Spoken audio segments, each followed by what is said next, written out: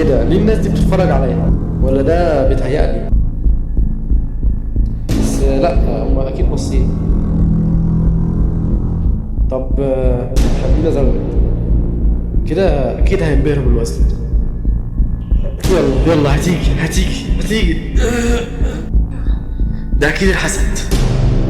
الليجو ليفتنج واحده من اكبر المشاكل اللي عطلتني في بدايتي، بتعطل ناس كتير. مش هضحك عليك، الاوزان حلوه، احساسك في التمرين بالقوه بعد ضخ الدم في العضلات وكل التغييرات الفسيولوجيه اللي بتحصل لك في التمرين، بتحس انك شخص تاني، بس كل ده بيتقلب ضدك لما يخش معاهم الغرور او الكبر، بالذات في تمرينك لما تشوف انك جاي تتحدى الكل مش جاي تتمرن. بتحول التمرين من شيء ممتع تستفاد بيه لمنافسه عايز تثبت بيها نفسك عن طريق زياده الاوزان على الفاضي بتعطلك وبتخليك تقلل جدا النتائج وتعرض نفسك لاصابه، وده بيجي لان الوزن هو اللي بقى متحكم فيك. انت بتحارب مع الوزن مش بتتمرن. عارف انه قرار صعب، بس حاول تنقص اوزانك ممكن النص او اكتر. صدقني محدش مهتم. وارجع بص على ادائك في كل تمرين، ولما ترجع تزود تاني زود، بس وانت محافظ على الاداء ده. اتمرن بهدف الصحه والاستمتاع بالتمرين، صدقني هتحب الجيم.